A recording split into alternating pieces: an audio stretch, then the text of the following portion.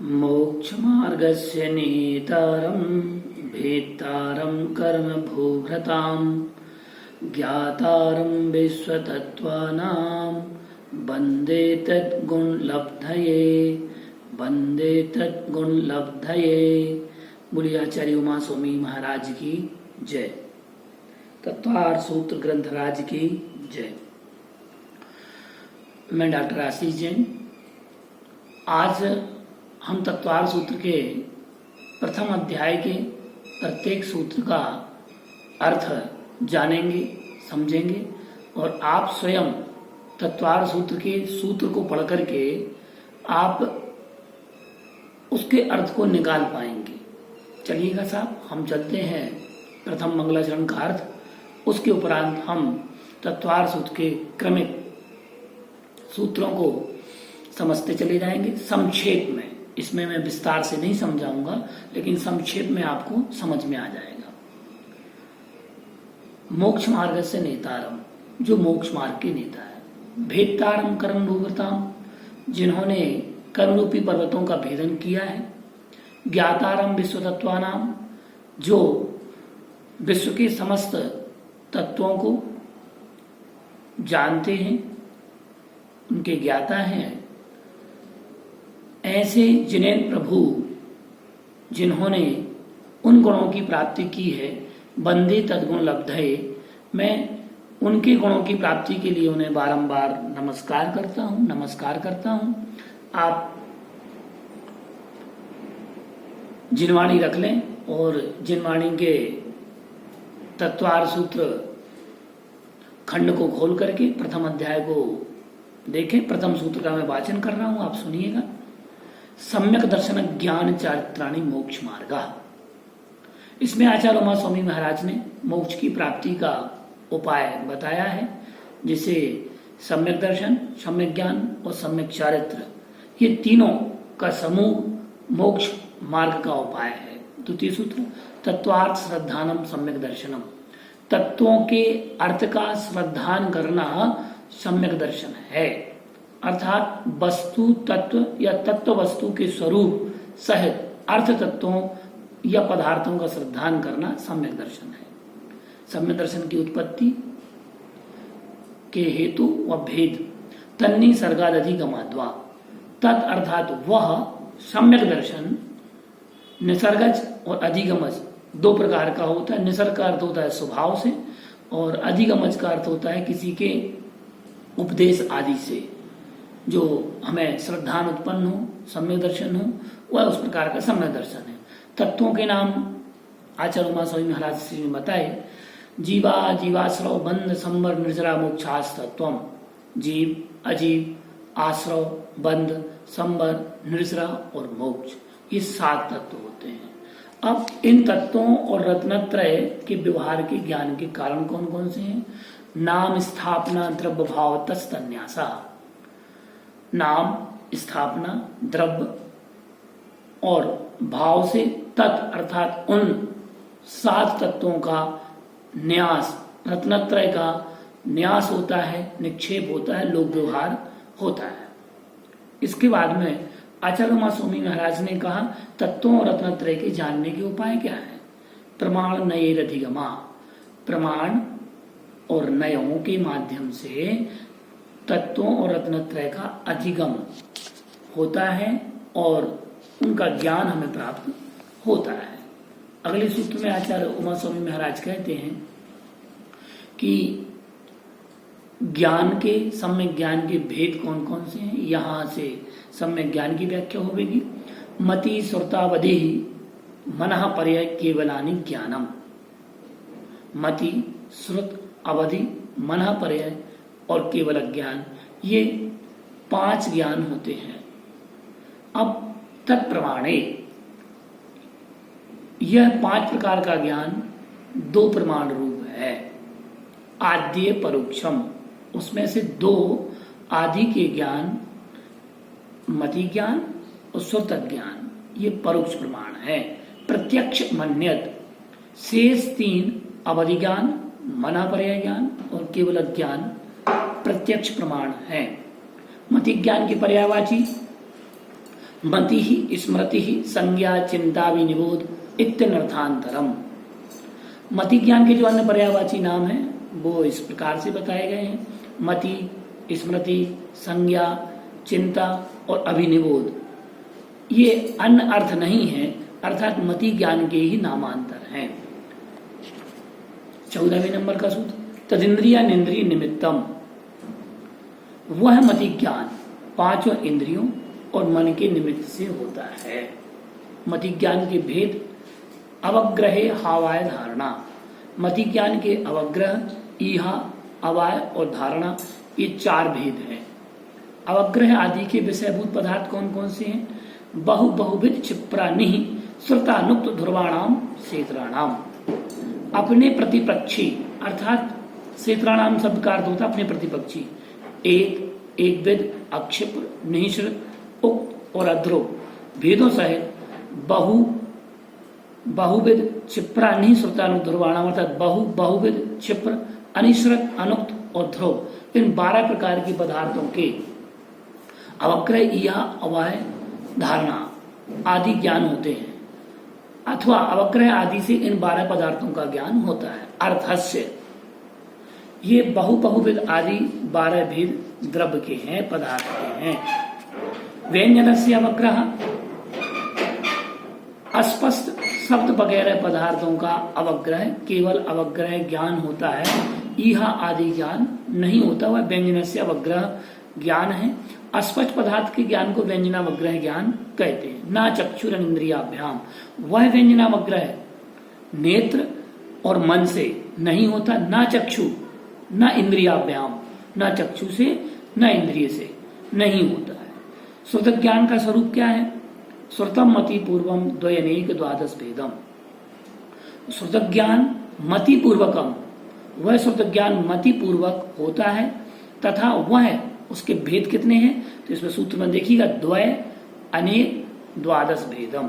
2, अनेक और 12 प्रकार का यह ज्ञान होता है। इसके बाद में भव प्रत्यय अवधिर देवनार का नाम।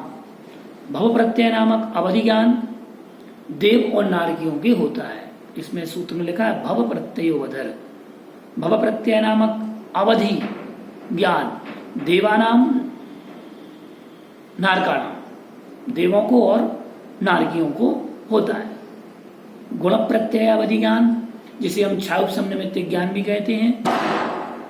छायुप समनिमित्त षड्विकल्प शेषाणाम। छायुप समनिमित्तिक अवधि ज्ञान 6 भेदों वाला है। और 6 भेद कौन कौन से हैं? अनुगामी, अननुगामी, वर्धमान, ह्रियमान, अवस्थित, अनवस्थित आदि ये 6 भेदों वाला ज्ञान है। मन पर्यय ज्ञान के भेद, ऋजु विपुल मति मनः पर्ययः।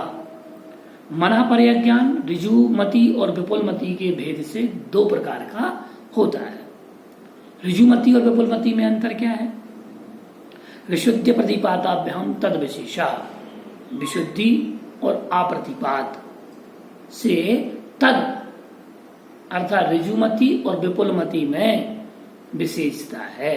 विशुद्धि का अर्थ क्या होता है? मना पर्याय ज्ञान वर्णन कर्म के क्षयोपम से आत्मा में जो उज्ज्वलता होती है उसे विशुद्धि कहा जाता है। अप्रतिपात संयम परिणाम की वृद्धि होने से गिरावट का न होना अप्रतिपात कहलाता है। ये विशेषता है। अब अवधि ज्ञान और मना पर्याय ज्ञान में अंतर क्या है? तो कहा विशुद्धि क्षेत्र स्वामी विषयेभ्यो अवधि मनः पर्ययो, अर्थात अवधि ज्ञान और मना पर्याय ज्ञान में विशुद्धि की अपेक्षा से, क्षेत्र की अपेक्षा से, स्वामी की अपेक्षा से, विषय की अपेक्षा से बहुत विशेषता होती है। मति श्रुतियो निबंधो द्रव्येषु सर्व पर्यायेषु। मति ज्ञान और श्रुत ज्ञान का निबंध अर्थात विषय संबंध असर्व पर्यायेषु सर्व पर्यायों से रहित द्रव्येषु द्रव्यों में होता है। रूपस्य अवधे रूपीषु अवधे बनेगा इसका अर्थ, जो संधि विच्छेद बनेगा अवधे रूपीषु, अर्थात अवधि ज्ञान का विषय विषय संबंध रूपी पदार्थों में है, अर्थात अवधि ज्ञान पुद्गल द्रव्य की कुछ पर्यायों को ही जानता है। तद अनंत भागे मन पर्ययस्य, मना पर्य ज्ञान का विषय बता रहे हैं, उसका विषय संबंध तद अनंत भागे सर्वावधि ज्ञान के विषय भूत रूपी द्रव्य के अनंत में भाग में होता है, अर्थात सर्वावधि ज्ञान जिस रूपी द्रव्य को जानता है उसके अनंत में भाग को मना पर्याय ज्ञान जानता है। सारांश यह है कि मना पर्याय ज्ञान अवधि ज्ञान से अत्यंत सूक्ष्म द्रव्य को जानने की शक्ति रखता है। अब केवल ज्ञान के विषय की बात है तो कहा सर्वद्रव्य पर्यायेषु केवलस्य, केवल ज्ञान का विषय संबंध सर्वद्रव्य पर्यायेषु अर्थात सब द्रव्यों में और उनकी सर्व पर्यायों में होता है, या यूं कहें सब द्रव्यों को और सब द्रव्यों की त्रिकालवर्ती अनंतानंत पर्यायों को केवल ज्ञान एक साथ एक समय में प्रत्यक्ष जानता है। अब एक आत्मा के साथ कितने ज्ञान हो सकते हैं? तो यहाँ आचार्य महाराज कह रहे हैं एकादीनी भाज्यानि युगपदिक कस्मिन्न चतुरभ्या, अर्थात एकस्मिन एक जीव है, युगपद एक साथ, एकादीनी एक को आदि लेकर, एक आदीनी एक को आदि लेकर, अचतुरभ्या अर्थात चार ज्ञान तक भाज्यानि विभाजित करना चाहिए। यदि एक ज्ञान हो तो केवल ज्ञान होगा, दो ज्ञान हो तो मति और श्रुत ज्ञान होंगे, और इसके अलावा अगर तीन ज्ञान होंगे तो मति ज्ञान, श्रुत ज्ञान और अवधि ज्ञान, और चार ज्ञान हो तो मति, श्रुत, मना पर्याय और अवधि, ये चार ज्ञान होंगे, और केवल एक ज्ञान होगा तो केवल ज्ञान होगा। मतलब एक साथ पांचों ज्ञान किसी भी जीव के नहीं होते हैं। प्रारंभ के चार ज्ञान ज्ञानावरणी कर्म के क्षय से होते हैं, और अंत का केवल ज्ञान ज्ञानावरणी कर्म के क्षय से होता है। ये विशेषता समझिएगा। मति श्रुतावधयो विपर्यस्य, मति, श्रुत और अवधि ये तीन ज्ञान विपर्य अर्थात मिथ्या भी होते हैं, जिसे कुमति, कुश्रुत और कुअवधि के नाम से जाना जाता है। 32वां सूत्र देखें। शतो रविशेषाद यद्रक्षोपलब्धेरुन्मत्तवत्, अर्थात यद्रक्षोपलब्धे अपनी इच्छा के अनुसार जैसा का तैसा जानने के कारण सदशतो सत्य और असत्य पदार्थों में अविशेषात अंतर या भेद न होने से उन्मत्तवत पागल मनुष्य के ज्ञान की तरह विपर्यय अर्थात मिथ्या दृष्टि का ज्ञान मिथ्या ही होता है। जैसे मदिरा पीकर उन्मत्त हुआ मनुष्य कभी माता को पत्नी कह देता है और कभी पत्नी को माता कह देता है, तथा कभी पत्नी को पत्नी और कभी माता को माता भी कह बैठता है, फिर भी वह ठीक समझकर ऐसा नहीं करता। इसी तरह मिथ्या दृष्टि भी घटपट आदि पदार्थों को घटपट आदि को जानता है, किंतु मिथ्यात्व का उदय होने से यथार्थ वस्तु स्वरूप का ज्ञान उसे नहीं होता। नयों के भेद कौन कौन से हैं? ये तत्वार सूत्र के 33वें क्रमांक के सूत्र में दिया गया है। नैगम संग्रह व्यवहार रजु सूत्र शब्द समविरूढ़ एवं भूता नया, अर्थात वस्तु के अनेक धर्मों से किसी एक धर्म की मुख्यता कर अन्य धर्मों का विरोध नहीं करते हुए पदार्थ को जानना नय है। ठीक है ना। एक देश, एक देशा नयाधीना, एक देश नय के अधीन है। जो नए 7 होते हैं, फिर से सूत्र सुन लें। नैगम संग्रह व्यवहार रजु सूत्र शब्द समवि रूढ़ैगम भूता नया। अर्थात नैगम नय, संग्रह नय, व्यवहार नय, रजु सूत्र नय, शब्द नय, समविरूढ़ नय और एवं भूत नय, ये 7 नय हैं। इन 7 नयों से 7 दृष्टियां हमें प्राप्त होती हैं पदार्थ को जानने के लिए, स्वरूप को जानने के लिए, वस्तु के स्वरूप को जानने के लिए हमें 7 दृष्टियां दी हैं जो एक देश जानती हैं। सर्वदेश तो प्रमाण ही जानता है। इस प्रकार से ये तत्वार्थ सूत्र के प्रथम अध्याय का अर्थ सहित संक्षेप में हमने वाचन भी किया और तत्वार्थ सूत्र के सूत्रों का श्रवण आपने किया। इति तत्वार्थ सूत्रे मोक्ष शास्त्रे अर्थ सहित प्रथमो अध्याय संपूर्णम जायते।